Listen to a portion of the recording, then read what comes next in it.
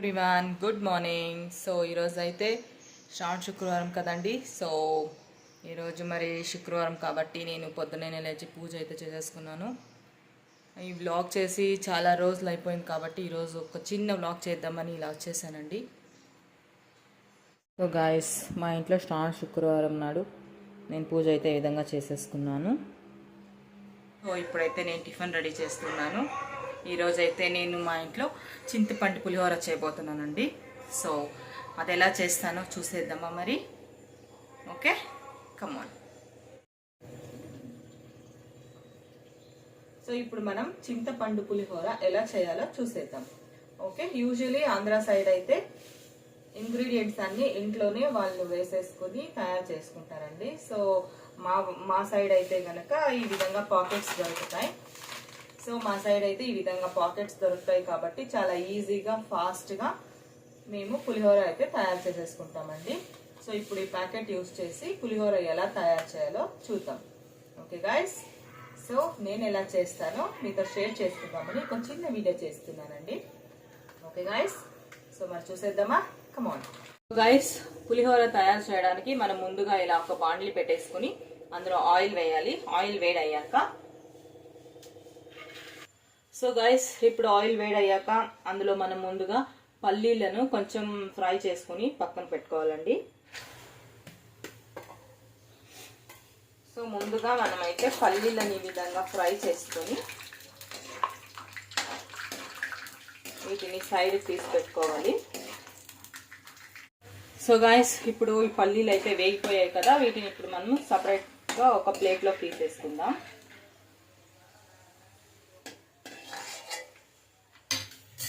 So ఇప్పుడు మనం ఇందులోకి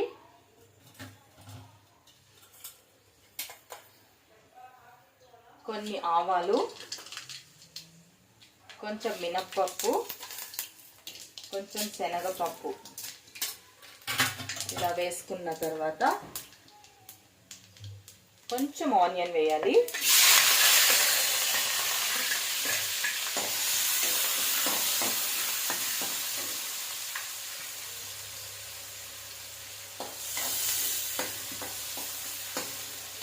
సో ఫస్ట్ కొంచెం ఆనియన్ వేసాక అది కొంచెం మంచిగా ఫ్రై అయినాక మళ్ళీ మనము అందులోకి చిల్లీ వేసుకోవాలండి. సో చిల్లీ అయితే మీ టేస్ట్ తగినట్టుగా, కారం ఎక్కువగా తినేవారైతే కొంచెం ఎక్కువగా వేసుకోండి. మేమైతే కొంచెం తక్కువ కాబట్టి నేను ఓన్లీ 4 చిల్లీస్ అయితే వేస్తున్నాను. ఒక పాకెట్కి నేను 4 చిల్లీస్ వేస్తున్నానండి. ఆనియన్ అనేది ఒక పాకెట్కి ఒక ఆనియన్ అయితే సరిపోతుందండి, పెద్దది. ఎక్కువ ఏం అవసరం లేదు. సో అందులో కొంచెం కర్రీ లీవ్స్, అలాగే కొంచెం కొత్తిమీర.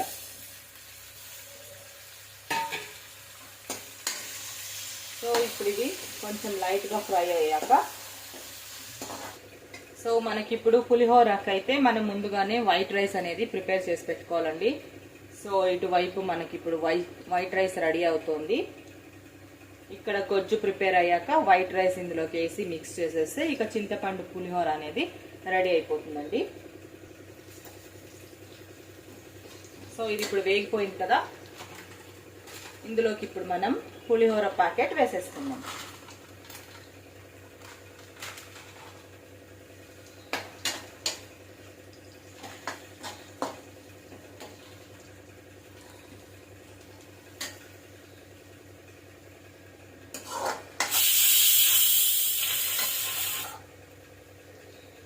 సో ఇదైతే ఈ పులిహోర అయితే మన బ్యాచిలర్స్కి అయితే మంచిగా యూస్ఫుల్ అవుతుందండి. ఎందుకంటే ఎక్కువగా శ్రమ తీసుకోవాల్సిన అవసరం లేదు, చాలా ఈజీగా ప్రిపేర్ చేసుకోవచ్చు కాబట్టి.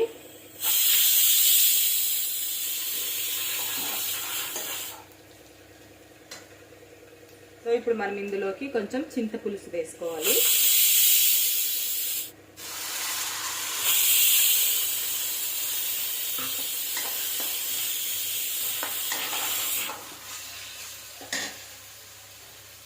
చూసారు కదండి, ఇప్పుడు ఇందుకు సరిపడా వాటర్ అయితే వేసేసుకుందాం.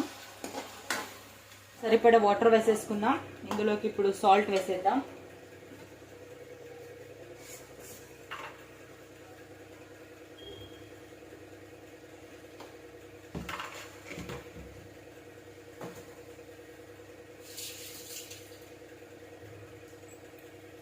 సో మీరైతే కారం ఎక్కువ తినేవారైతే ఇందులోకి చిల్లీ పౌడర్ కూడా 1 స్పూన్ యాడ్ చేస్తే చాలా బాగుంటుంది. సో ఇప్పుడు మనం వేయాల్సిన ఇంగ్రీడియంట్స్ అన్ని వేసేసామండి. ఇది ఒక 5 మినిట్స్ అలా బాయిల్ అవుతే మనకి చింతపండు పులిహోర గొజ్జు అనేది ప్రిపేర్ అయిపోతుంది. ఇప్పుడు గొజ్జు అయితే ఈ విధంగా ప్రిపేర్ అయిపోయింది. సో వైట్ రైస్ కూడా రెడీ అయిపోయింది. ఇప్పుడు వైట్ రైస్ ఇందులో మిక్స్ చేసేస్తే పండు పులిహోర అనేది రెడీ అయిపోతుంది. ఓకే గైస్, సో చూసేద్దాం.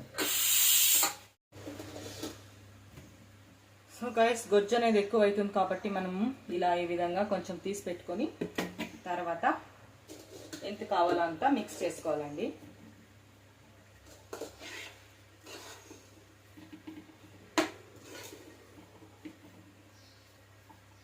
సో ఇప్పుడు ఇందులోకి మనం ముందుగా అయితే పల్లీలు వేయించి పెట్టుకున్నాం కదా, వీటిని కూడా యాడ్ చేసేద్దాం.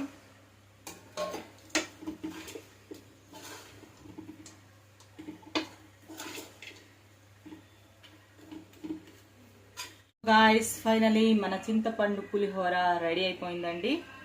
సో ఇప్పుడు దీన్ని ఇలా సర్వ్ చేసేసుకుంటే సరిపోతుంది. ఓకే గాయ్స్, సో మీకు గనక ఈ వీడియో నచ్చినట్లయితే please like, share and subscribe అండి. ఓకే.